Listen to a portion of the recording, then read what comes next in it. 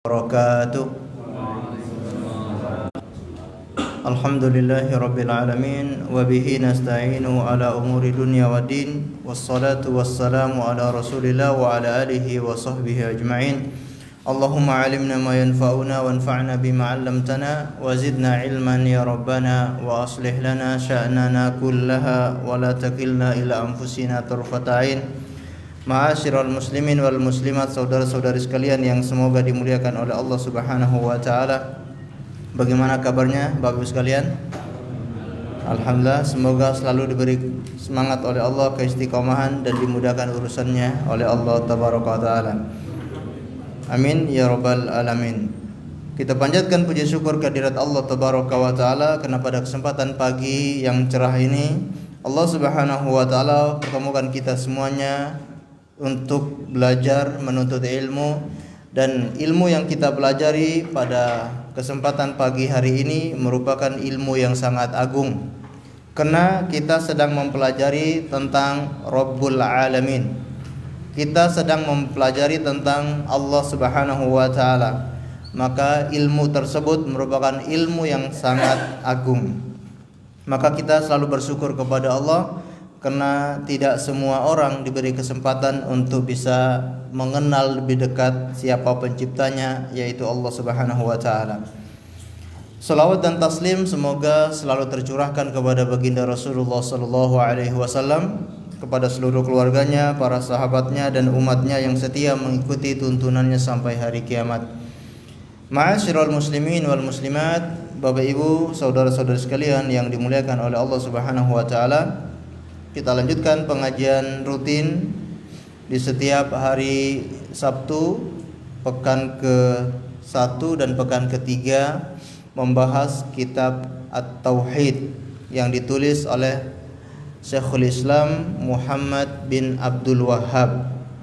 Dan kita pada pertemuan yang sebelumnya sudah mempelajari tentang muqaddimah, mengenal siapa beliau dan juga apa isi dari buku beliau ini, dan kita juga sudah masuk pada bab yang pertama, bab ke-1, yaitu Kitabut Tauhid, atau kalau diterjemahkan di situ tauhid, hakikat dan kedudukannya.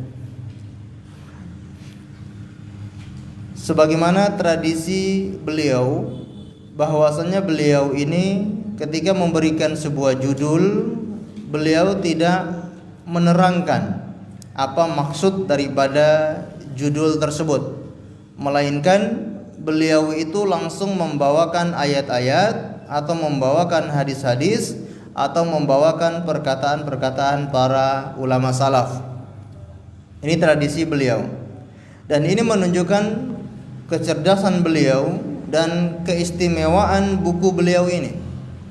Jadi beliau menjelaskan hal-hal yang berkaitan tentang bab tersebut itu bukan dengan perkataan beliau, tapi beliau menjelaskan dengan dalil. Ini luar biasa. Contoh, sebagaimana bab yang pertama ini, hakikat dan kedudukan tauhid. Baik. Biasanya para pengarang buku itu ketika memberikan judul hakikat atau tauhid, hakikat dan kedudukannya, mereka paparkan tauhid itu begini, begini, begini dan begini. Tapi beliau langsung firman Allah Subhanahu wa taala, "Wa ma khalaqtul jinna wal insa illa liya'budun." Apa maksudnya? Jadi beliau sedang menjelaskan tauhid itu adalah dengannya Allah Subhanahu wa taala menciptakan jin dan manusia. Dari sini ada gambaran. Jadi apa itu tauhid? Tauhid adalah dengannya Allah menciptakan jin dan manusia. Allah Subhanahu wa taala menciptakan jin dan manusia untuk bertauhid. Allah menciptakan makhluk-makhluk ini, jin dan manusia, untuk menyembah Allah, beribadah kepada Allah, mentauhidkan Allah Subhanahu wa taala. Jadi itu maksudnya. Maka di ayat yang pertama yang beliau bawakan di sini, wa ma khalaqtul jinna wal insa illa liya'budun. Dan tidaklah aku ciptakan jin dan manusia melainkan untuk beribadah kepadaku, kata Allah Subhanahu wa taala. Jadi dari ayat yang pertama kita sudah bisa menyimpulkan yang dinamakan tauhid adalah apa? Dari ayat yang pertama kita bisa menyimpulkan yang dinamakan tauhid atau hakikat daripada tauhid itu apa?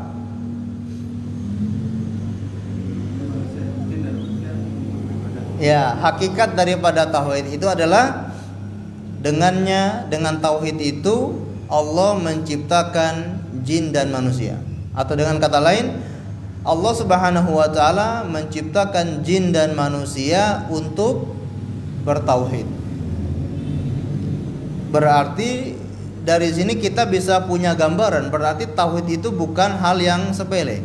Tauhid itu bukan hal yang sembarang, melainkan perkara tauhid itu perkara yang sangat besar di dalam agama Islam. Karena dengan tauhid itu Allah menciptakan jin dan manusia. Allah menciptakan jin dan manusia bukan tujuan yang lain. Tujuan utamanya untuk mentauhidkan Allah Subhanahu wa taala. Berarti masalah tauhid ini masalah yang agung atau tidak? Masalah yang sangat agung. Baik, dalil yang kedua. Wa qaulihi ta'ala, Allah Subhanahu wa taala berfirman, "Wa laqad ba'atsna fi kulli ummatin rasulan an i'budullaha wajtanibut taghut." Dan kami telah mengutus pada tiap-tiap umat itu seorang rasul untuk menyeru sembahlah Allah saja dan jauhilah taghut. Dari ayat ini bisa kita simpulkan hakikat daripada tauhid itu apa? Hakikat daripada tauhid itu adalah dengannya Allah mengutus para rasul. Tujuan Allah mengutus para rasul adalah untuk supaya manusia itu bertauhid, supaya manusia itu menyembah hanya kepada Allah saja dan tidak melakukan kesyirikan ataupun yang disebut dengan taghut. Jadi dari sini kita ada gambaran, dengan tauhid itulah Allah mengutus para rasul. Ini juga memberikan gambaran bahwasanya tauhid ini perkara yang sangat agung sampai Allah mengutus para rasulnya untuk menjelaskan kepada manusia tentang perkara tauhid. Dan ini insya Allah sudah kita pelajari di pertemuan yang sebelumnya, ya, 2 ayat ini. Sekarang kita masuk pada ayat yang berikutnya, ayat yang ketiga.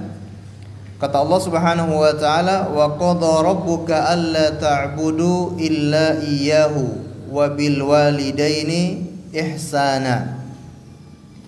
Kalau di buku terjemahan tersebut masih lanjut ayatnya, ya, masih ya.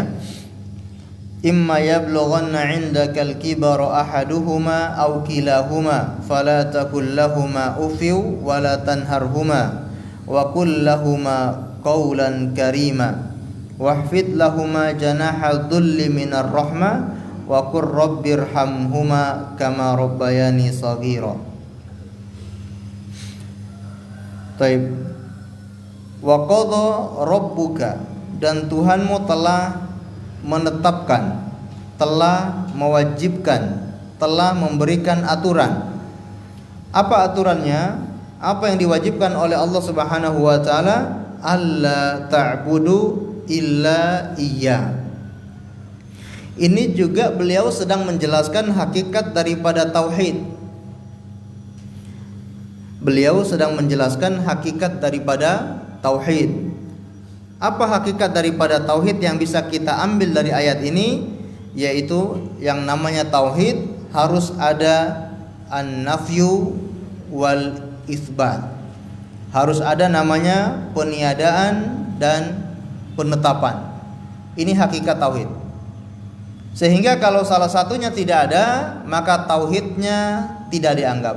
Tauhidnya tidak sempurna, bahkan tauhidnya batal. Dari mana kita bisa tahu dari ayat ini? Kalau di ayat ini ada mengandung an-nafyu wal itsbat, yaitu apa? Alla ta'budu illa iya. Janganlah kalian menyembah. Berarti ini masuknya peniadaan atau penetapan. Jangan kalian menyembah. Peniadaan atau penetapan? Peniadaan. Jadi Allah memerintahkan kepada seluruh manusia dan juga para jin untuk jangan menyembah. Jangan menyembah siapa? Tidak dijelaskan. Jangan menyembah siapa? Tidak dijelaskan. Berarti jangan menyembah siapa saja dari selain Allah Subhanahu wa taala. Kemudian isbatnya apa? Illa iya, kecuali dia, kecuali Allah Subhanahu wa taala. Baik, jadi hakikat tauhid yaitu harus memenuhi dua syarat, al-itsbat wan nafyu. Penetapan atau peniadaan dan juga penetapan. Wabil walidaini ihsana, dan juga berbuat ihsan, berbuat baik kepada kedua orang tua. Allah Subhanahu wa taala di sini mengikutkan atau mengaitkan antara menyembah hanya kepadanya dan berbuat baik kepada kedua orang tua. Menunjukkan yang pertama bahwasanya hak yang harus kita tunaikan terlebih dahulu adalah haknya Allah Subhanahu wa taala. Karena Allah dahulukan haknya, yaitu jangan kalian menyembah kecuali hanya kepadanya. Kemudian baru hak yang lainnya, yaitu berbuat baik kepada orang tua. Berbuat baik kepada orang tua saja yang sangat berjasa dalam hidup kita, itu pun urutannya setelah haknya Allah Subhanahu wa taala. Itu orang yang paling berjasa dalam hidup kita, urutannya juga nomor 2 setelah haknya Allah Subhanahu wa taala. Haknya Allah kita penuhi terlebih dahulu, baru hak selainnya, dan selainnya itu diantara yang paling utama adalah haknya orang tua. Menunjukkan apa? Segala sesuatu dalam kehidupan ini yang selalu kita dahulukan itu adalah Allah Subhanahu wa taala.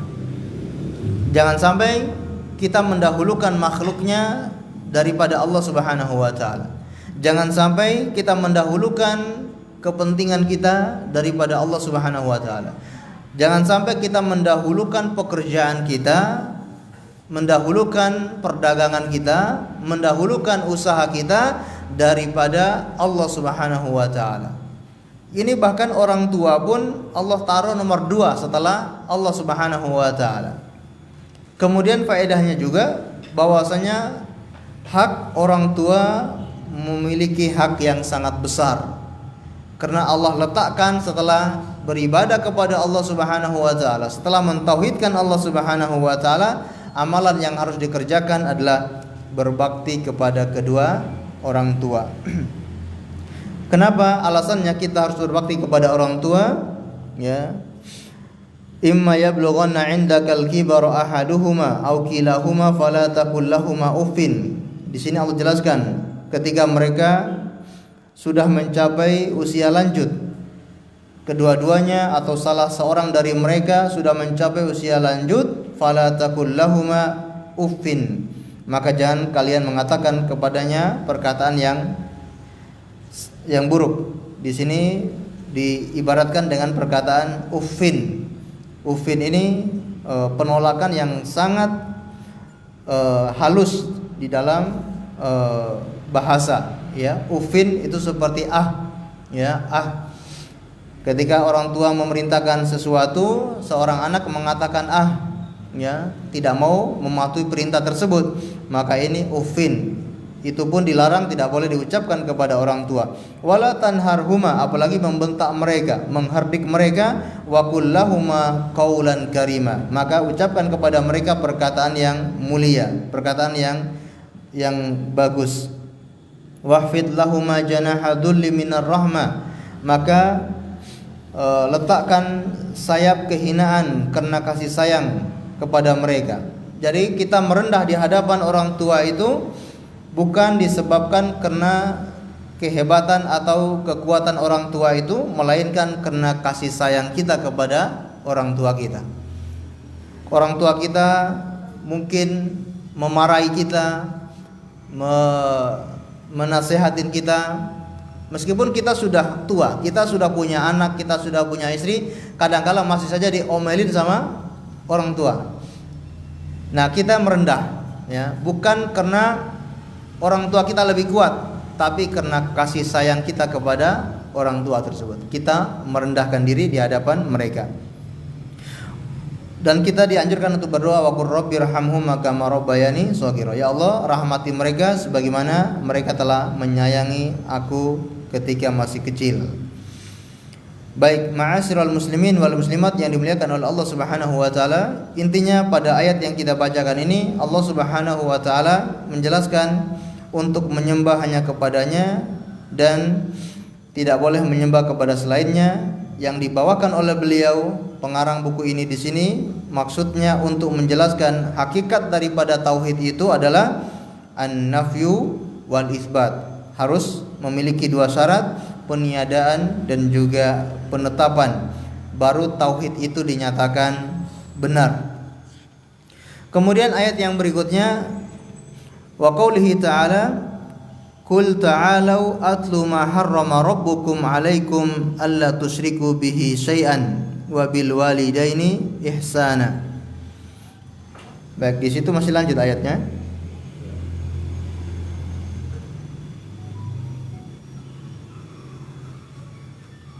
Ya, panjang ya. Ayatnya panjang sampai 3 ayat atau 4 ayat di situ ya. 3 ya. Baik, kita bacakan. Qul ta'alu atlu ma harrama rabbukum 'alaikum alla tusyriku bihi syai'an wa bil walidaini ihsanan wa la taqtulu auladakum min imlak nahnu narzuqukum wa iyyahum wa la taqrabul fawahisha ma dhahara minha wa ma batan wa la taqtulun nafsa allati harramallahu illa bil haqq dzalikum wasaqum bihi la'allakum ta'qilun. Wala taqrabu malal yatimi illa billati hiya ahsanu hatta yablugha ashuddah wa awful kaila wal mizana bil qisti la tukallifu nafsan illa wus'aha wa idza qultum fa'dilu walau kana dha qurba wa bi ahdillahi awfu dzalikum wasaqum bihi la'allakum tadhakkarun wa anna hadha sirati mustaqiman fattabi'uhu wa la tattabi'us subula fatafarraqa bikum an sabili dzalikum wasaqum bihi la'allakum tattaqun. Baik, mungkin minta tolong ada yang bisa membacakan terjemahannya. Ada mic ya. Tafadhol yang bersedia untuk membacakan terjemahannya. Yang lain kita mohon kesediaannya untuk menyimak apa yang dibacakan. Silakan. Katakanlah, marilah kubacakan apa yang diharamkan atasmu oleh Tuhanmu, yaitu janganlah kamu mempersekutukan sesuatu apapun dengan Dia. Berbuat baiklah terhadap kedua orang ibu bapak, dan janganlah kamu membunuh anak-anakmu karena takut kemiskinan. Kami akan memberi rezeki kepadamu dan kepada mereka. Dan janganlah kamu mendekati perbuatan-perbuatan yang keji, baik yang nampak di antara maupun yang tersembunyi. Dan janganlah kamu membunuh jiwa yang diharamkan Allah, melainkan dengan sesuatu sebab yang benar. Demikian itu yang diberitakan oleh Tuhanmu kepadamu, supaya kamu memahaminya. Dan janganlah kamu dekati harta anak yatim, kecuali dengan cara yang lebih bermanfaat, sehingga sampai dia dewasa. Dan sempurnakanlah takaran dan timbangan dengan adil. Kami tidak memikulkan beban kepada seseorang melainkan sekedar kesanggupannya. Dan apabila kamu berkata, maka hendaklah kamu berlaku adil, kendatipun dia adalah kerabatmu. Dan penuhilah janji Allah. Dan yang demikian itu diperintahkan Allah kepadamu agar kamu ingat, dan bahwa yang kami perintahkan ini adalah jalanku yang lurus, maka ikutilah ia. Dan janganlah kamu mengikuti jalan-jalan yang lain, karena jalan-jalan itu mencerai-beraikanmu dari jalannya. Yang demikian itu diperintahkan Allah kepadamu agar kamu bertakwa. Terima kasih banyak. Baik, ini surat Al-An'am ayat 151 sampai 153. Dalam ayat ini atau beliau muallif membawakan ayat ini untuk menjelaskan tentang bagaimana keagungan tauhid. Beliau ingin menjelaskan bagaimana keagungan tauhid, yaitu apa? Allah Subhanahu wa taala ketika memberikan wasiat kepada makhluknya, memberikan wasiat kepada para hamba-hambanya, wasiat yang pertama kali yang disampaikan oleh Allah Subhanahu wa taala adalah wasiat tentang apa? Menyembah hanya kepada Allah saja. Wa'budullaha wa la tusyriku bihi syai'a. Ayat yang ini sudah kita baca belum ya? Wa'budullaha wa la tusyriku bihi syai'an. Yang kita bacakan tadi qul ta'alu ya. Qul ta'alu. Baik, nanti kita bahas lagi ya. Baik, kita dahulukan ayat yang kita bacakan ini. Nah, di sini Allah Subhanahu wa taala katakanlah kepada ahli kitab, marilah ya, dan aku bacakan kepada kalian apa-apa yang diharamkan Tuhan kalian kepada kalian. Apa wasiatnya Allah Subhanahu wa taala yang Allah haramkan kepada seluruh manusia? Alla tusyriku bihi syai'a. Jangan kalian menyekutukan dengan Allah sesuatu apapun. Ini wasiatnya. Disebutkan oleh Imam Ibnu Katsir dalam beberapa qiraah yang lain, Qul ta'alau atlu ma harrama rabbukum 'alaikum, kemudian wassakum, kalian diwasiatkan alla tusyriku bihi syai'a. Ada tambahan wassakum, wasiat kepada kalian. Jadi wasiatnya apa di sini? Yang pertama wasiatnya adalah jangan kalian menyekutukan Allah Subhanahu wa taala. Tentunya namanya wasiat ini sesuatu yang sangat penting. Sesuatu yang sangat penting, maka Allah Subhanahu wa taala wasiatkan. Dan perkara yang paling penting adalah tidak berbuat syirik dan sebaliknya mentauhidkan Allah Subhanahu wa taala. Dari ayat ini dikenal oleh para ulama salaf itu ada 10 wasiat. Dikenal dengan 10 wasiat. Apa saja wasiat dalam ayat ini? Wasiat yang pertama adalah tidak menyekutukan Allah Subhanahu wa taala. Ini wasiat yang pertama, tidak berbuat syirik. Wasiat yang kedua apa? Berbuat baik kepada kedua orang tua.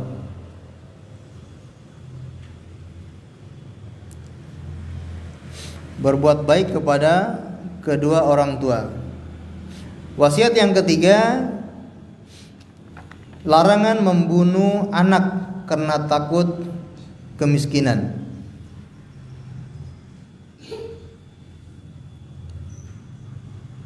Larangan membunuh anak karena takut kemiskinan. Wasiat yang keempat, larangan mendekati fahish, perbuatan zina atau perbuatan yang seperti zina dan yang lainnya.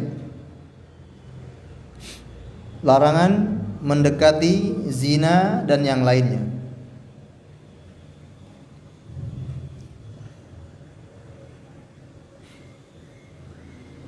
Wasiat yang kelima, larangan membunuh jiwa tanpa hak. Larangan membunuh jiwa tanpa hak.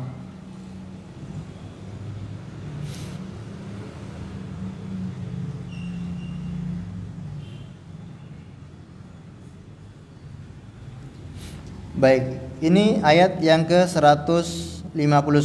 Dzalikum wassakum bihi la'allakum ta'qilun. Itulah wasiat yang kami wasiatkan kepada kalian supaya kalian itu mau berfikir. Allah lanjutkan di ayat yang ke-152, wala taqrabu malal yatim illa billati hiya ahsan. Ini wasiat yang keberapa ini? 6. Jangan kalian mendekati harta anak yatim. Maksudnya jangan makan harta anak yatim kecuali dengan cara yang benar. Baik, kita potong dulu. Berarti makan harta anak yatim itu boleh atau tidak? Mungkin kita pernah dengar kata Rasulullah SAW, ijtanibu sab'al mubiqat, jauhilah oleh kalian 7 dosa besar. Di antaranya aklu malal yatim, makan harta anak yatim. Tapi dalam ayat ini kata Allah Subhanahu wa taala, jangan kalian mendekati harta anak yatim kecuali dengan cara yang baik. Berarti kalau dengan cara yang baik itu boleh. Kalau cara yang tidak baik tidak boleh. Maka di sini dijelaskan oleh para ulama, seseorang yang menjaga harta anak yatim boleh dia memakan harta tersebut dengan sewajarnya. Contoh, dia punya saudara meninggal. Saudara ini punya harta. Apakah punya kontrakan, punya tanah, punya sawah, punya kendaraan, punya toko, punya usaha. Anak-anaknya masih kecil. Anak-anaknya masih kecil dan istrinya juga mungkin juga sudah meninggal. Istrinya juga sudah meninggal. Maka saudaranya ini menjaga harta anak-anak yatim ini, dan ketika dia menjaga, mungkin dia yang mengolah, dia yang jalankan usaha tersebut, dia yang ngurusi kontrakannya, dia yang ngurusi tanahnya, dia yang ngurusi sawahnya. Maka dia boleh makan dari hasil tersebut, tapi dengan cara atau dengan sewajarnya, tidak melebihi batas, sesuai dengan kebutuhannya. Kalau sesuai dengan kebutuhannya maka boleh. Kalau melebihi batas untuk memperkaya diri atau melebihi kebutuhannya, maka ini tidak diperbolehkan. Karena hukum asal harta anak yatim itu tidak boleh dimakan oleh siapapun dan harus diberikan kepada anak yatim tersebut, karena itu haknya mereka. Makanya di sini kata Allah Subhanahu wa taala, jangan kalian mendekati harta anak yatim itu kecuali dengan cara yang baik. Sampai kapan? Hatta ya belugha asyudda, sampai mereka itu dewasa. Dewasa itu di sini kata para ulama bukan sekedar usianya sudah dewasa, tapi pikirannya juga sudah dewasa, sudah matang. Jangan sampai ketika diberikan harta tersebut ternyata dia gunakan untuk hal-hal yang tidak bermanfaat, atau hartanya habis seketika karena pikirannya belum matang. Nah, ini banyak. Maka seorang yang menjaga harta anak yatim melihat apakah anak yatim ini sudah siap untuk diserahkan harta tersebut ataukah belum. Nah, tapi pada kenyataannya kebanyakan yang menjaga harta anak yatim justru malah mengambil harta tersebut dan tidak mau memberikan kepada anak yatim tersebut. Ini dosa besar. Dan nanti pada hari kiamat akan memakan bara dari api neraka bagi mereka yang memakan harta anak yatim tersebut. Baik, ini wasiat yang keenam, larangan makan harta anak yatim kecuali dengan cara yang patut. Baik. Wa auful kaila wal mizan. Wasiat yang keberapa nih? 7, yaitu jujur di dalam timbangan atau takaran. Jujur di dalam timbangan atau takaran.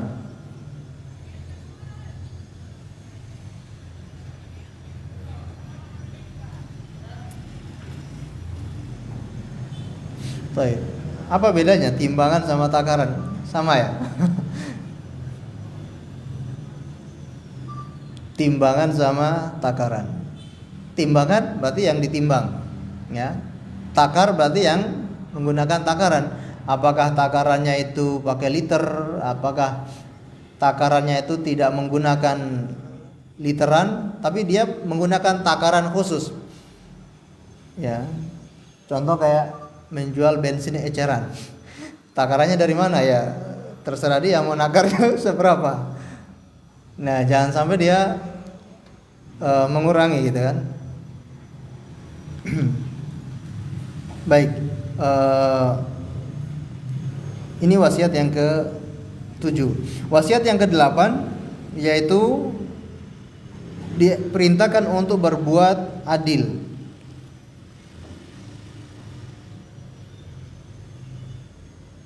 Nah, wa idza qultum fa'dilu walau kana dza qurba. Maka berbuat adillah meskipun terhadap kerabat-kerabat kalian. Maksudnya apa? Meskipun yang salah itu kerabat kita, sedangkan yang menang itu bukan kerabat kita, orang lain. Ketika kita ingin menentukan hukuman atau kita ingin memutuskan sebuah perkara, maka kita putuskan perkara itu dengan adil. Jangan berpihak karena dia keluarga kita berpihak kepada mereka. Bahkan meskipun dia orang kafir sekalipun, tetap harus berlaku adil. Kalau dia yang benar, maka dialah yang harus dimenangkan perkara tersebut. Jangan kita memandang karena ini orang Islam, ini orang kafir, sehingga orang Islam yang salah tidak ditetapkan sebagai tersangka. Tapi ketika ada orang Islam misalkan yang menyerobot tanah orang kafir, tetap yang disalahkan adalah orang Islam, yang dimenangkan adalah orang kafir. Ini harus berlaku adil. Wasiat yang ke-7. Wasiat yang ke-8. Wasiat yang ke-9 adalah wa bi ahdillahi aufu, dan menepati janji. Ketika berjanji, menepati janji. Allah tutup ayat ini dengan dzalikum wasaqum bihi la'allakum tadhakkarun. Itulah wasiat untuk kalian supaya kalian berfikir, supaya kalian mengingat. Kemudian wasiat yang ke-10, wa anna hadza sirati mustaqima fattabi'u wa la tattabi'u subula fatafarraqu bikum an sabili dzalikum wasaqum bihi la'allakum tattaqun. Wasiat yang ke-10 adalah mengikuti jalan siratal mustaqim, mengikuti jalan yang lurus, dan jangan mengikuti 151 sampai 153.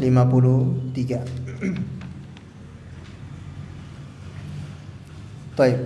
Tadi kita membahas wasiat Allah Subhanahu wa taala dari ayat ke 51, 151 sampai 153, semuanya isinya adalah wasiat. Maka itu pun yang akan dicontohkan oleh baginda Rasulullah sallallahu alaihi wasallam ketika beliau ingin memberikan sebuah wasiat. Maka wasiat yang paling pertama kali beliau nyatakan atau beliau sampaikan adalah wasiat untuk menyembah hanya kepada Allah saja dan untuk menjauhi perkara-perkara syirik. Hal ini sebagaimana disebutkan oleh sahabat Abdullah bin Mas'ud. Qala Ibnu Mas'ud radhiyallahu anhu, "Man arada an yandura ila wasiyati Muhammadin khatamahu falyaqra qawlahu ta'ala, qul ta'alu atlu ma harrama rabbukum 'alaikum alla tusyriku bihi syai'a." Baik. Di situ sampai ada sambungan lagi? Enggak ada ya? Sampai ya, sudah habis. Baik.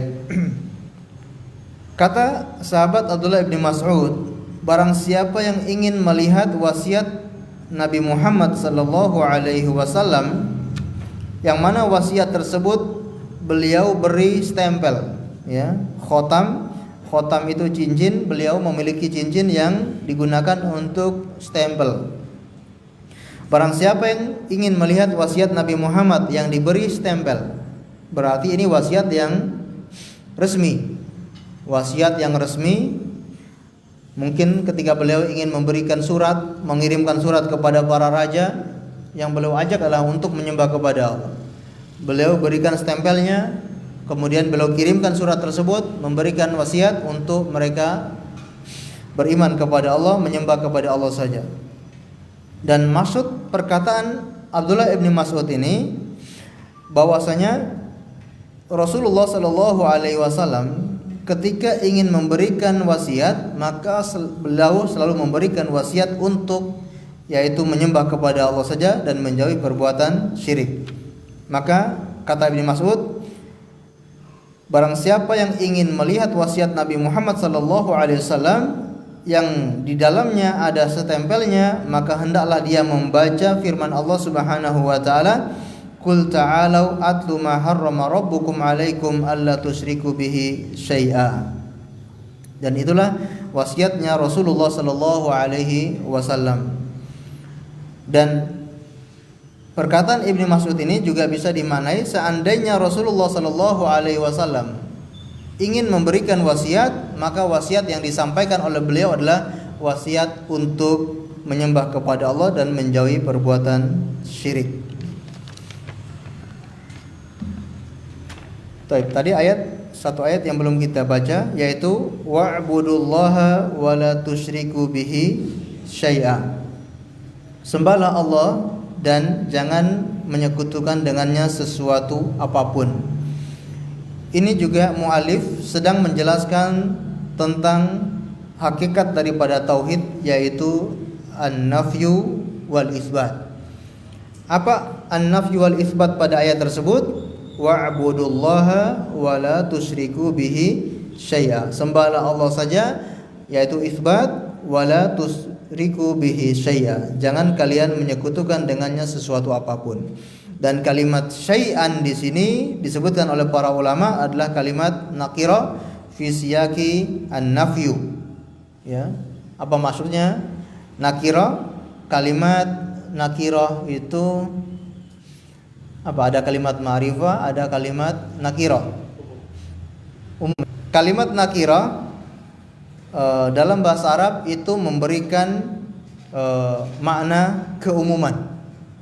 Ya. Jadi maksudnya apa? Jangan kalian menyekutukan dengannya sesuatu apapun itu. Apakah dengan para nabi, apakah dengan malaikat, apakah dengan orang-orang soleh, atau apapun itu, tidak boleh Allah itu disekutukan dengan makhluknya sama sekali. Tanpa terkecuali, apapun itu tidak boleh disekutukan dengan Allah Subhanahu wa taala. Baik, kemudian ayat yang atau wa anna hadza sirati mustaqima. Ini sudah. Berikutnya mu'alif membawakan hadis dari Mu'adz bin Jabal radhiyallahu anhu berkata, kuntu radifan Nabi sallallahu alaihi wasallam ala himarihi. Aku pernah berada di belakang Nabi sallallahu alaihi wasallam di atas himarnya. Faqala li, maka Rasulullah bertanya kepadaku, ya Mu'adz, atadri ma haqqullahi 'alal ibad? Apakah engkau tahu apa hak Allah atas hambanya? Wa ma haqqul ibadi 'ala Allah, dan apa hak hamba atas Allah? Qultu Allahu wa rasuluhu a'lam. Aku berkata, Allah dan Rasulnya lebih mengetahui. Qala, maka Rasulullah berkata, fa inna haqqallahi 'alal ibad, sesungguhnya hak Allah atas hambanya, ayya'buduhu wa la yusyriku bihi syai'a, agar seorang hamba itu menyembah hanya kepada Allah dan tidak menyekutukan dengannya sesuatu apapun. Wa haqqul ibadi 'ala Allah, dan hak hamba atas Allah, alla yu'adziba man la yusyriku bihi syai'a, Allah tidak akan mengazab seseorang yang tidak berbuat syirik kepadanya dengan sesuatu apapun. Fakultu, maka aku katakan kepada Rasulullah, ya Rasulullah, afala ubashirun nas, wahai Rasulullah, apakah aku kabarkan berita gembira ini kepada orang lain? Qala la tubashirhum fayattakilu, jangan kamu berikan berita ini kepada orang lain sehingga membuat mereka itu saling fayattakilu, saling mengentengkan atau saling mengandalkan. Apa maksudnya? Saling mengandalkan artinya kalimat ini saja, yang penting tidak berbuat syirik. Saya melakukan dosa-dosa yang lain tidak masalah, yang penting saya tidak berbuat syirik. Ini maknanya fayattakilu, mereka berpatokan pada kalimat ini saja. Dari hadis Mu'adz bin Jabal ini, ma'asyiral muslimin wal muslimat yang dimuliakan oleh Allah Subhanahu wa taala, menunjukkan betapa agungnya tauhid, yang mana merupakan itu adalah hak Allah Subhanahu wa taala. Hak Allah yang harus diberikan oleh seorang hamba.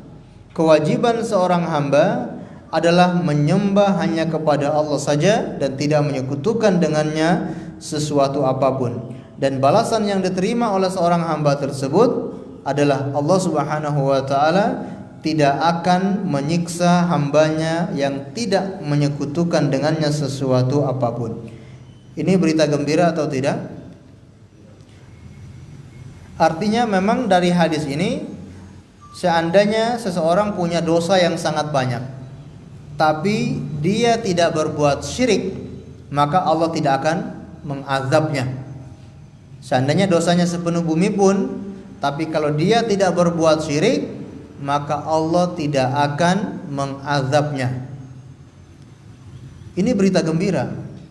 Artinya kita punya modal untuk bisa masuk surga. Kita punya modal supaya tidak disiksa oleh Allah Subhanahu wa taala, yaitu tauhid, tidak berbuat kesyirikan. Tapi Rasulullah sallallahu alaihi wasallam melarang sahabat Mu'adz bin Jabal untuk menyampaikan hadis ini, menyampaikan kepada orang lain. Sampai kapan? Sampai orang-orang ini memiliki iman yang kuat. Kalau hadis ini langsung disampaikan kepada para sahabat yang lain, mungkin di antara mereka ada yang baru masuk Islam. Kalau begitu dia hanya berpatokan pada hadis ini, tidak mau beramal amalan yang lain, tidak mau bersedekah, tidak mau berjihad, tidak mau melakukan ibadah sunnah, sholat sunnah atau puasa sunnah atau ibadah-ibadah yang lain dia tidak hiraukan, karena yang dia patokan hanya hadis ini. Yang penting tidak berbuat syirik, yang penting tauhid, saya sudah punya modal untuk masuk surga. Nah, tapi ketika para sahabat itu imannya sudah kuat, ya, mereka sudah menjalankan ibadah-ibadah, apakah yang wajib ataupun yang sunnah, ibadah-ibadah yang sangat banyak mereka sudah kerjakan, dan itu sudah mereka jadikan sebagai aktivitas mereka, barulah disampaikan oleh sahabat Mu'adz. Maka ini sebagai tambahan, hiburan kepada mereka. Dan ini juga supaya manusia itu tidak putus asa. Seandainya kita memiliki dosa yang sangat banyak, tapi kita memiliki hati yang bertauhid, memiliki hati yang tidak menyekutukan Allah Subhanahu wa taala, kita punya modal untuk bisa masuk surga. Namun bukan berarti kita meremehkan dosa-dosa yang lain. Karena dari hadis ini ada dua kandungan yang sangat penting. Dari hadis ini ada dua kandungan yang sangat penting. Apa saja itu? Menyembah hanya kepada Allah saja dan tidak menyekutukan dengan Allah sesuatu apapun, dan jauhilah perbuatan dosa-dosa yang lain atau beramal dengan amalan-amalan yang lain. Bisa dipahami? Jadi kandungan daripada hadis ini, kita diperintahkan untuk bertauhid, kita dilarang untuk berbuat syirik, dan kita diperintahkan untuk melakukan amalan-amalan yang lain dan menjauhi dosa-dosa yang lain. Tahu dari mana? Karena di sini Rasulullah mengatakan la tubasyirhum fayattakilu. Jangan kamu sampaikan kepada mereka, dikhawatirkan mereka nanti fayattakilu, mereka mengentengkan, mereka menggampangkan. Berarti kandungan daripada hadis ini, di samping kita diperintahkan untuk bertauhid, juga di samping itu diperintahkan untuk beramal amalan-amalan yang lain. Atau di samping kita diperintahkan untuk menjauhi syirik, di samping itu kita diperintahkan untuk menjauhi dosa-dosa yang lain. Jadi jangan sampai ada yang beranggapan yang penting saya bertauhid, saya tidak berbuat syirik, saya bebas lakukan dosa-dosa yang lain. Karena tidak ada yang tahu. Bisa jadi orang terjerumus dalam kesyirikan disebabkan dosa-dosanya itu. Jadi dosa-dosa, maksiat-maksiat itu bisa menggiring seseorang kepada kesyirikan. Bahaya atau tidak? Ini bahaya. Makanya jangan kita mengentengkan sebuah perkara kemaksiatan. Kadang orang jatuh kepada perkara kesyirikan, menyekutukan Allah, disebabkan karena dosa-dosa yang sudah lama dia lakukan, sehingga dia merasa sudah mengentengkan dosa-dosa itu, bahkan takzimnya kepada Allah semakin berkurang, maka dia sangat mudah untuk terjatuh di dalam kesyirikan. Karena kita tahu syaitan itu ketika menggiring seseorang, menjerumuskan seseorang, Yang paling pertama tujuannya syaitan itu adalah supaya manusia itu menyekutukan Allah. Ketika tidak mampu menggiring manusia supaya menyekutukan Allah, apa yang dia lakukan? Menggiring manusia untuk berbuat maksiat, berbuat dosa. Ketika manusia tidak mampu berbuat dosa, menjauhi perbuatan dosa, dia giring lagi untuk hal-hal yang mubah, berlebihan terhadap hal-hal yang mubah. Ketika tidak mampu juga hal-hal yang afdol dan kurang afdol, dia giring supaya manusia melakukan yang kurang afdol. Sampai segitunya. Maka ini khutuwat, langkah-langkah syaitan itu ujung-ujungnya supaya apa? Manusia jatuh dalam kesyirikan. Makanya Rasulullah ingatkan kepada kita, jangan kita menggampangkan, ya, karena hal itu akan menggiring seseorang kepada kesyirikan.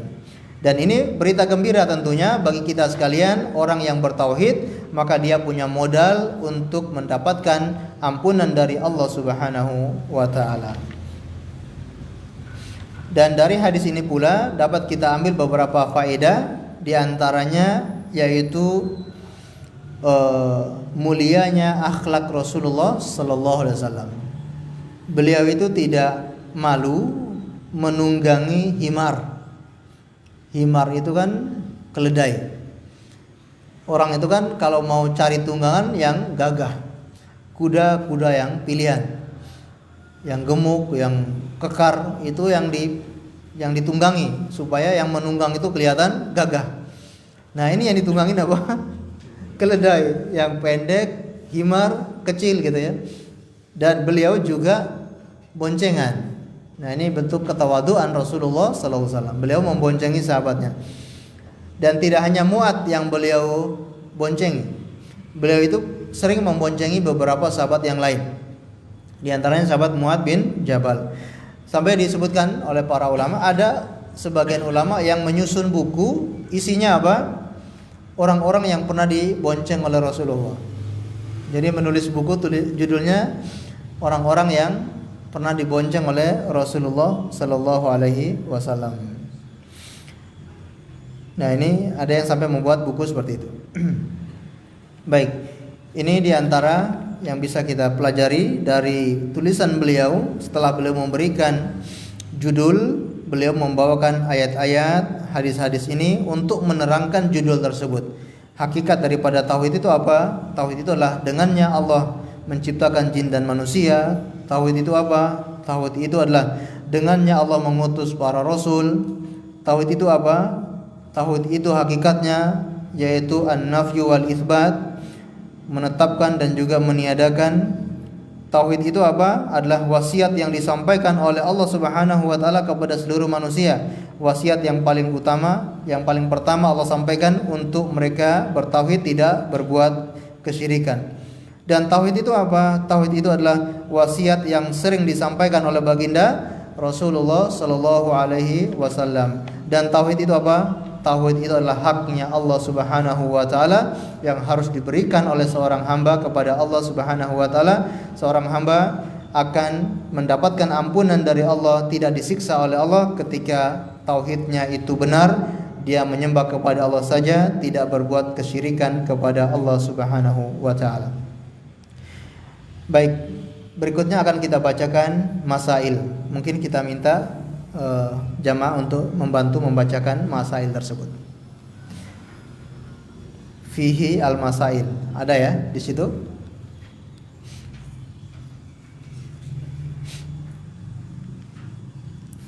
Apa tulisannya di situ?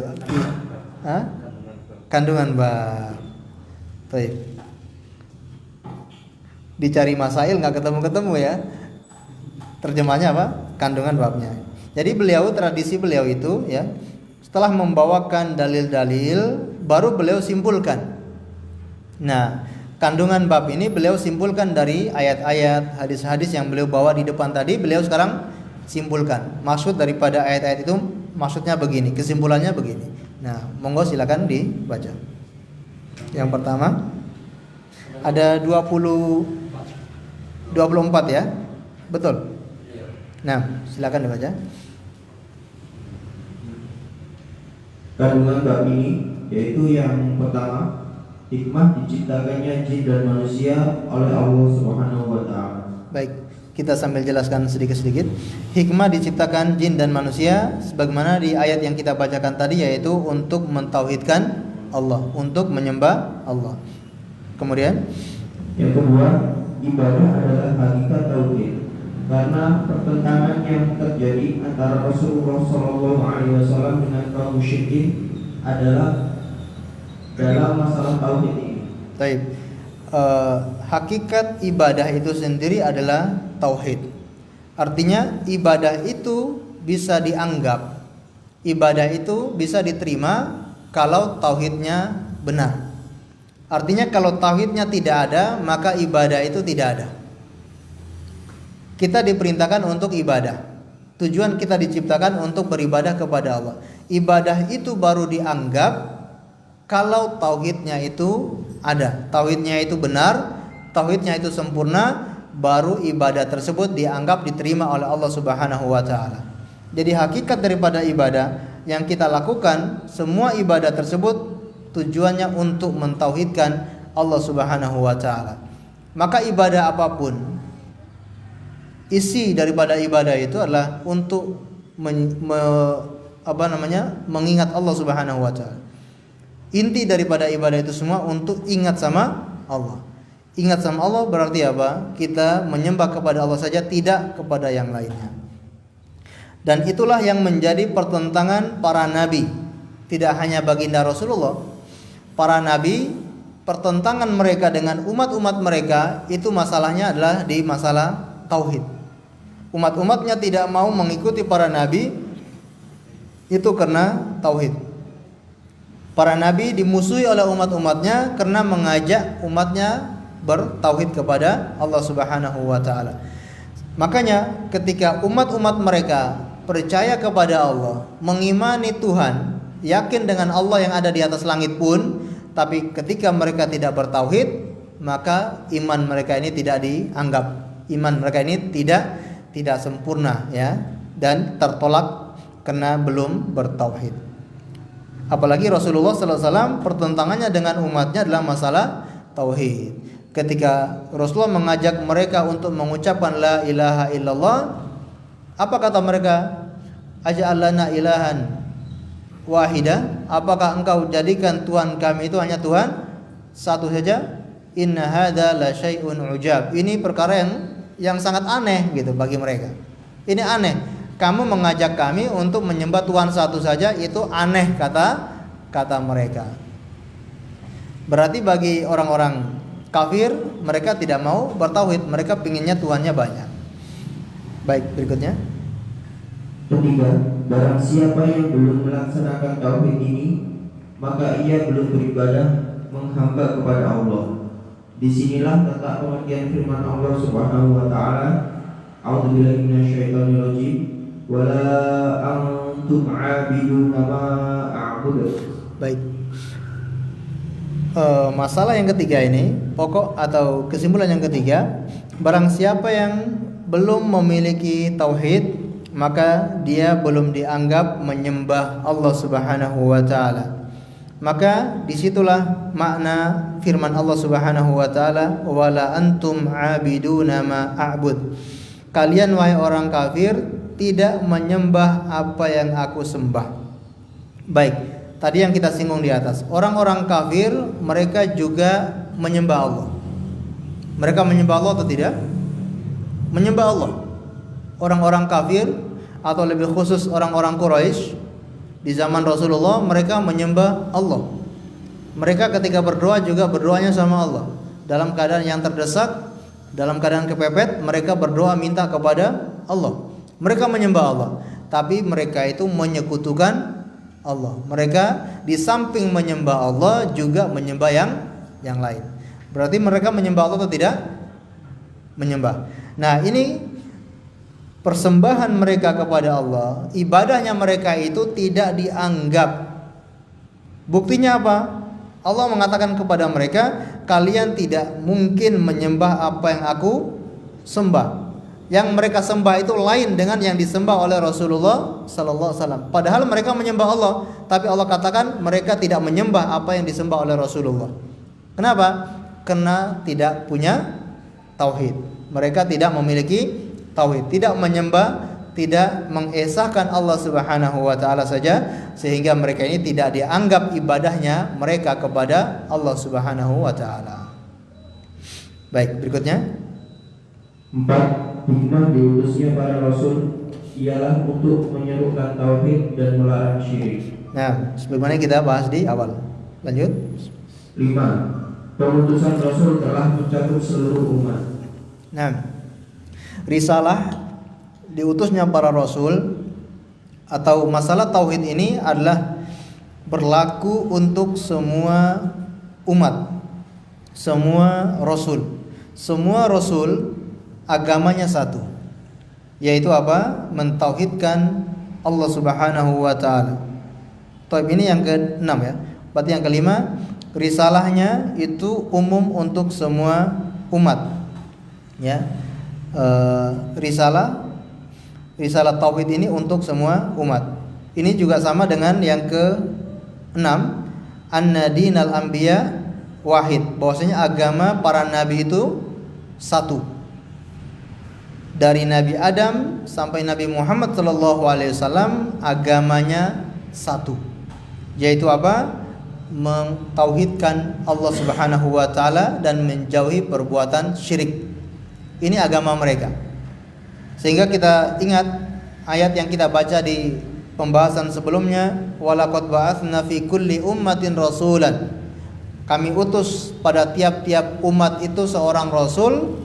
Ajaran mereka yaitu untuk mengajak manusia menyembah kepada Allah saja dan menjauhi perbuatan tagut, kesyirikan kepada Allah Subhanahu wa taala.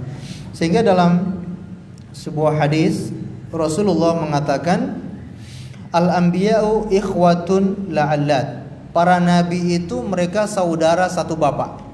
Para nabi itu seperti saudara satu bapak.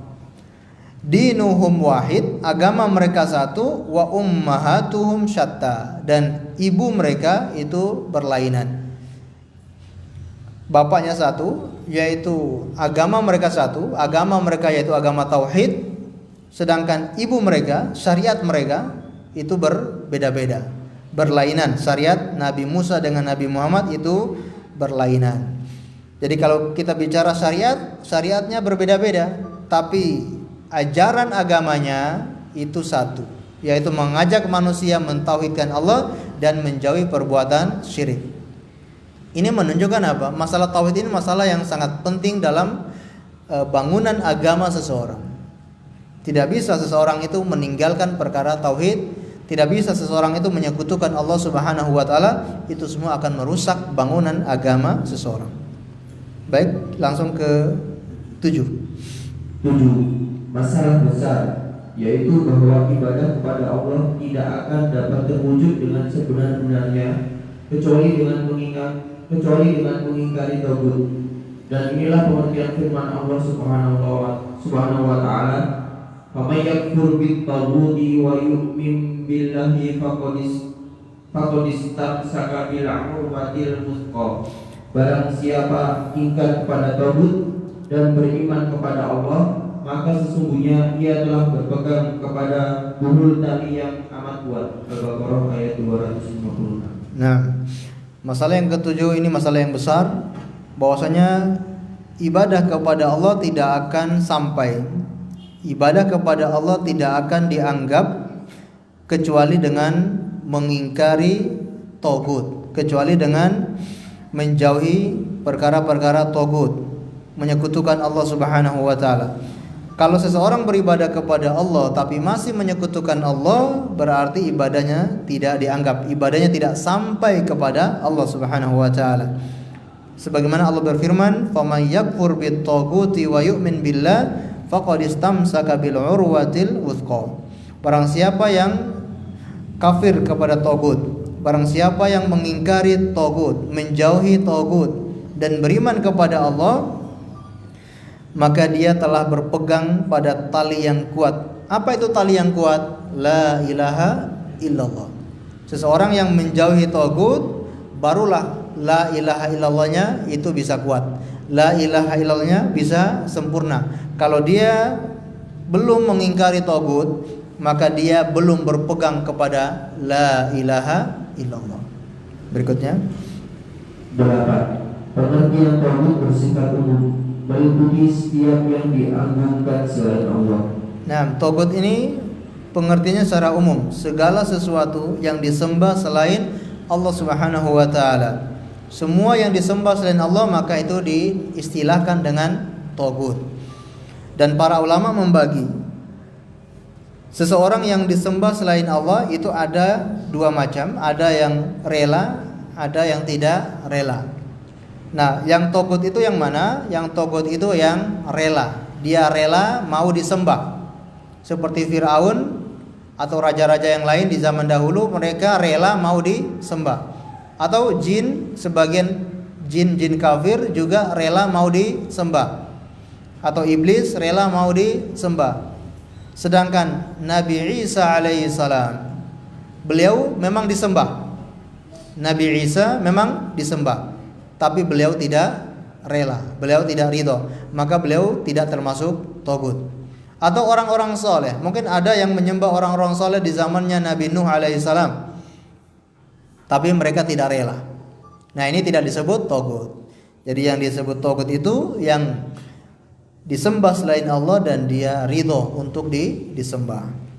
Berikutnya 9. Ketiga ayat muhkamat yang tersebut dalam surat Al-An'am menurut kaum salaf mempunyai kedudukan yang penting, karena di dalamnya terkandung 10 masalah. Yang pertama adalah larangan terhadap perbuatan syirik. Nah, ini 10 perkara yang sudah kita bacakan tadi itu. Yang paling pertama kali yaitu wasiatnya Allah Subhanahu wa taala, yaitu untuk menjauhi perkara syirik. Berikutnya 10. Ayat-ayat muhkamat yang tersebut dalam surat Al-Isra mengandung 18 masalah, dimulai dengan firman Allah, la taj'al ma'allahi ilahan akhara fataq'uda madhmuman mahdura. Janganlah kamu adakan Tuhan yang lain di samping Allah, agar kamu tidak menjadi tercela dan tidak ditinggalkan Allah. Al-Isra 22. Dan diakhiri dengan firman-Nya, wala taj'al ma'allahi ilahan akhara fatulqa fi jahannam maluman madhura. baik, dalam surat Al-Isra Allah Subhanahu wa taala menyebutkan ada beberapa perkara yang dibawakan oleh beliau di sini. Berapa? 18 perkara. Yang Allah mulai dari ayat yang ke-22 ya, la taj'al ma'allahi ilahan akhar fataq'uda madhmuman makhdula. Al-Isra ayat 22 sampai ada di situ ayat berapa? 39. Baik, sampai 39. Di sini Allah terangkan ada 18 perkara.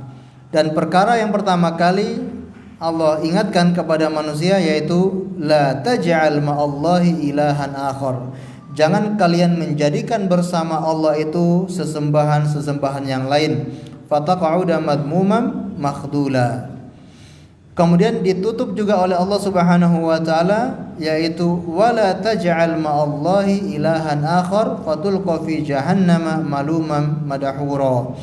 Jangan kalian menjadikan bersama Allah itu sesembahan yang lain, maka kalian akan dilemparkan ke dalam neraka jahanam malumam madhura. Ya, dalam keadaan yang hina. Taib. Di situ ada 18 masalah apa aja? Ada atau tidak? Tidak ada ya? Perlu kita sebutkan? Masih ada waktu ya? Baik, kita sebutkan secara cepat saja. Yang pertama adalah larangan menyembah selain Allah. Larangan menyembah kepada selain Allah. Perkara yang kedua, menyembah hanya kepada Allah saja. Menyembah hanya kepada Allah saja. Perkara yang ketiga, berbakti kepada orang tua.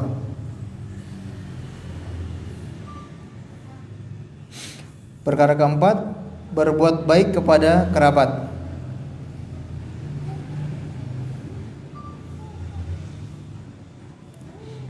Yang kelima, berbuat baik kepada orang miskin.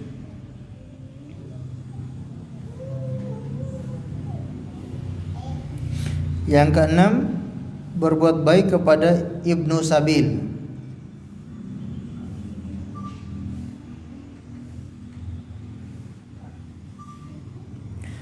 Yang kedelapan ya, 7, larangan mubadzir. Larangan mubadzir.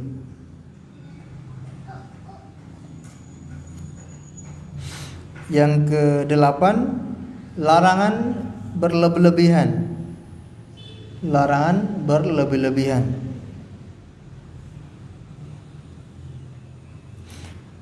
Yang ke-9, larangan membunuh anak.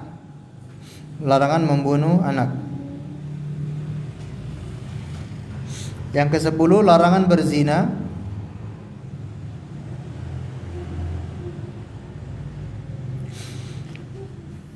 Yang ke-11, larangan membunuh jiwa tanpa hak.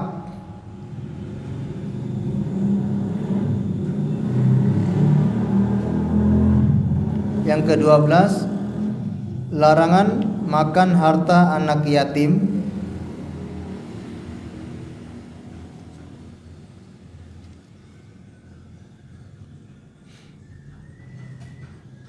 Yang ke-13, anjuran menepati janji.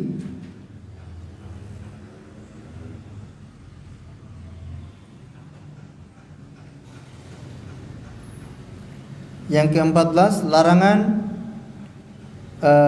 anjuran jujur dalam timbangan. Anjuran jujur dalam timbangan. Yang ke-15, anjuran jujur di dalam takaran. Ini dijadikan terpisah, timbangan sama takaran. Yang ke-16, larangan berbicara tanpa ilmu.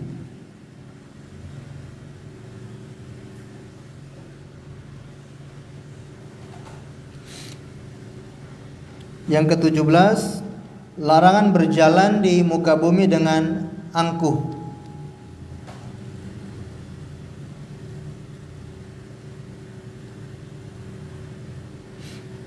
Yang ke-18 apa?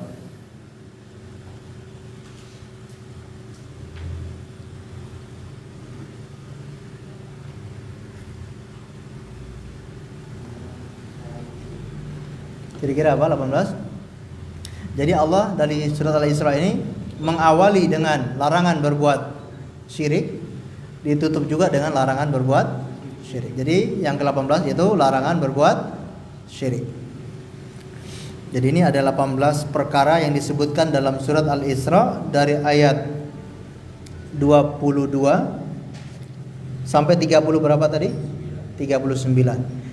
Baik, mungkin nanti di rumah silakan dibaca terjemahannya, mudah-mudahan bisa menambah faedah. Baik, berikutnya 11 ayat dalam surat An-Nisa disebutkan di dalamnya 10 hak. Yang pertama yaitu sebagaimana firman Allah, wa'budullaha wa la tusyriku bihi syai'a. Sembahlah Allah dan janganlah kamu mempersekutukannya dengan sesuatu apapun. Nisa 36. baik. Di sini beliau juga menyebutkan dalam surat An-Nisa diistilahkan oleh para ulama dengan al-huquq al-asyarah, hak-hak yang 10 yang Allah awali dengan wa'budullaha wa la tusyriku bihi syai'a.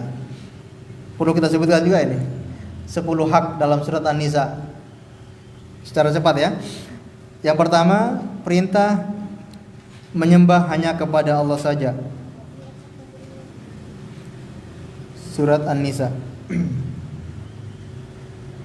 Perintah menyembah hanya kepada Allah saja. Yang kedua, perintah berbakti kepada orang tua.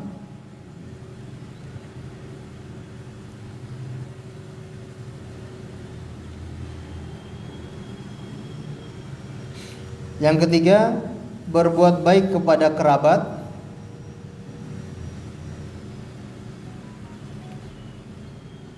Yang keempat, berbuat baik kepada anak yatim. Yang kelima, berbuat baik kepada orang miskin.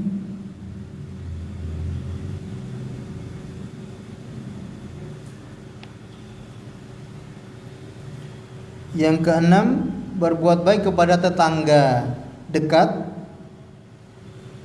Yang ketujuh, berbuat baik kepada tetangga jauh.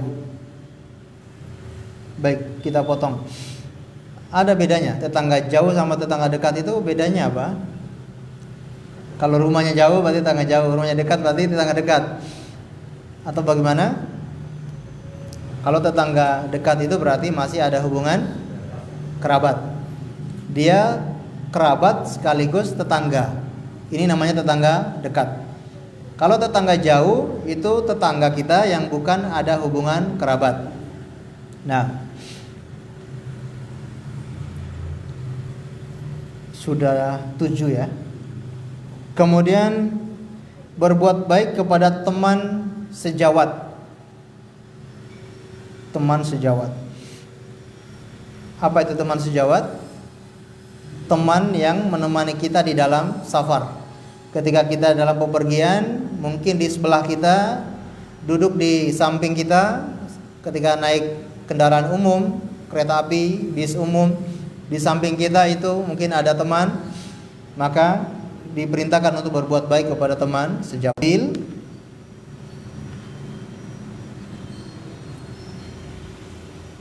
Dan terakhir, berbuat baik kepada budak. Baik, 10 hak ini Allah awali dengan menyembah hanya kepada Allah saja dan jauhilah kesyirikan. Berikutnya 12. Perlu diingat wasiat Rasulullah SAW di saat akhir hayat beliau. Nah, wasiat Rasulullah di akhir hayat beliau yaitu tidak boleh menjadikan kuburan sebagai masjid. Kenapa? Karena itu akan mengarah kepada menyembah kuburan tersebut. Baik, berikutnya 13. Mengetahui hak Allah yang wajib kita laksanakan. Nah, hak Allah apa? Menyembah hanya kepada Allah saja dan tidak menyekutukan dengannya sesuatu apapun. Berikutnya 14. Mengetahui hak para hamba Allah yang pasti akan dipenuhinya apabila mereka melaksanakan haknya terhadap mereka. Nah, hak yang diterima oleh seorang hamba ketika dia tidak berbuat syirik kepada Allah, maka Allah tidak akan menyiksanya. Berikutnya 15. Bahwa masalah ini tidak diketahui oleh sebagian besar sahabat. Nah, hadis Mu'ad tadi itu sebagian besar sahabat tidak mengetahui. Kenapa? Karena masih dirahasiakan oleh sahabat Mu'ad. Sampai ketika iman mereka sudah sama-sama kuat, semangat ibadahnya sudah besar, baru beliau sampaikan sebelum wafatnya beliau. Buktinya kalau beliau sudah sampaikan, dari mana kita tahu kalau beliau ini sudah sampaikan berita ini? Ya, buktinya sampai kepada kita kan? Ya, karena beliau sudah sampaikan. Nah, berikutnya 16. Boleh merahasiakan ilmu pengetahuan masalah ini untuk maslahat. Nah, boleh kita merahasiakan ilmu kalau itu ada maslahat. Seperti sahabat Mu'ad bin Jabal itu merahasiakan, tidak menyampaikan berita itu karena ada maslahatnya. Begitupun kalau ada ilmu, kita seorang guru yang kita tahu kalau ilmu ini belum waktunya kita sampaikan, ya jangan kita sampaikan. Kenapa? Mungkin membuat murid jadi bingung, atau orang tidak paham, ataupun mereka salah menafsirkan. Nah, ini kalau belum waktunya jangan kita sampaikan. Ini boleh kita menyembunyikan ilmu sampai waktu yang tepat baru kita sampaikan. Berikutnya 17. Dianjurkan untuk menyampaikan kepada sesama muslim suatu berita yang menggembirakannya. Nah, kalau ada berita gembira disunahkan untuk memberikan kabar itu kepada saudara sesama muslim. Berikutnya 18. Rasulullah SAW merasa khawatir terhadap sikap menyandarkan diri kepada keluasaan rahmat Allah. Nah, jadi beliau melarang sahabat Mu'adz bin Jabal untuk menyampaikan berita tadi, takut para sahabat itu menyandarkan tentang kepada keluasan rahmat Allah. Jadi mereka merasa yang penting Allah itu penyayang, Allah itu kasih sayangnya sangat luas, sehingga yang penting dia tidak berbuat syirik, dia bertauhid, dia pasti diampuni oleh Allah Subhanahu wa taala. Jangan sampai itu menjadi andalan kita. Tapi kita wajib beramal, kita wajib berusaha mengamalkan amalan yang lainnya, dan berita tadi itu menjadi kabar gembira bagi kita yang menjadikan pegangan bagi kita, namun bukan berarti kita jadikan itu sebagai andalan. Sebagai patokan. Nah, berikutnya 19. Jawaban yang disyariatkan bagi orang yang ditanya sedangkan dia tidak tahu adalah Allahu wa rasuluhu a'lam. Allah dan Rasulnya lebih mengetahui. Nah, ketika kita ditanya dan kita tidak mengetahui jawabannya, dianjurkan untuk mengatakan Allahu wa rasuluhu a'lam, dan itu ketika Rasulullah masih hidup. Ya, ketika Rasulullah masih hidup, para sahabat mengatakan Allahu wa rasuluhu a'lam. Tapi sekarang Rasulullah sudah meninggal dunia, maka kita hanya mengucapkan Allahu a'lam. Tidak boleh kita mengucapkan Allahu wa rasuluhu a'lam, tapi kita mengucapkan Allahu a'lam. Allah yang lebih tahu. Nah, 20. Boleh menyampaikan ilmu kepada orang-orang tertentu tanpa yang lain. Nah, boleh kita mengkhususkan ilmu itu kepada orang-orang tertentu saja. Ya, mungkin punya keistimewaan, atau orang ini siap menerima itu, atau memang orang ini punya hak untuk menerima ilmu itu. Boleh kita khususkan ilmu itu untuk orang-orang tertentu, tidak disebar secara luas. Nah, 21. Kerendahan hati Rasulullah SAW, karena ketika menunggang keledai beliau mau memboncengkan orang lain di belakangnya. Nah, ini ketawaduan baginda Rasulullah SAW. Beliau naik di atas himar dan juga membonceng sebagian sahabatnya. 22. Boleh memboncengkan seseorang di atas binatang jika binatang itu kuat. Nah, boleh kita membonceng seseorang di atas hewan tunggangan kalau memang itu hewannya kuat. Tapi kalau hewannya tidak kuat, maka tidak boleh karena menyakiti hewan tersebut. 23. Keutamaan Mu'adz bin Jabal. Nah, keutamaan sahabat Mu'adz bin Jabal. Beliau ini sahabat yang mulia. Apa keistimewaan beliau di antaranya? Yang direkomendasikan oleh Rasulullah SAW, a'lamun nas bil halali wal haram. Yang paling tahu tentang halal dan haram Mu'adz bin Jabal. Ya, dan masing-masing sahabat itu ada yang punya keistimewaan tersendiri. Nah, berikutnya 24. Bahwa tauhid mempunyai kedudukan yang sangat mendasar.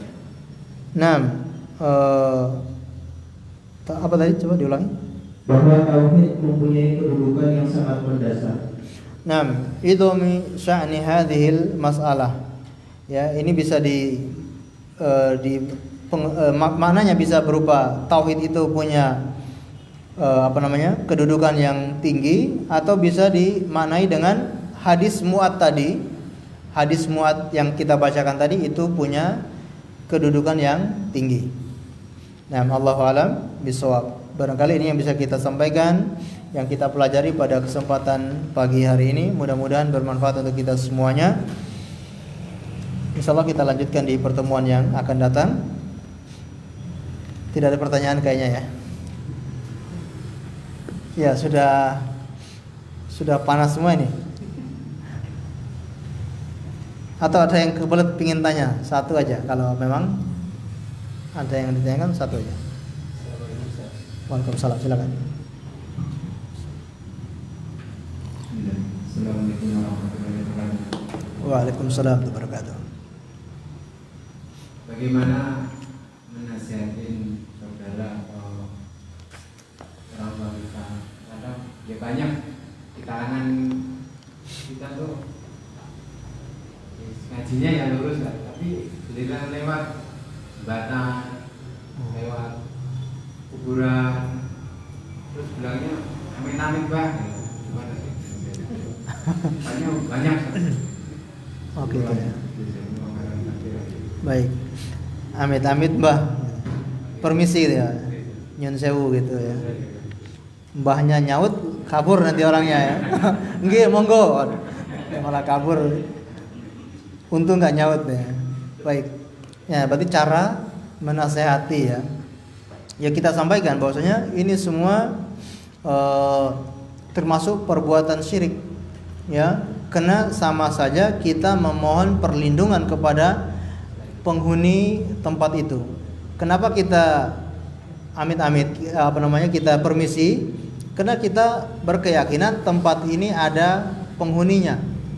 Dan kita punya keyakinan kalau tidak permisi akan bermudorot, punya dampak negatif kepada kita, akan membahayakan kita. Makanya kita kalau lewat mengucapkan permisi.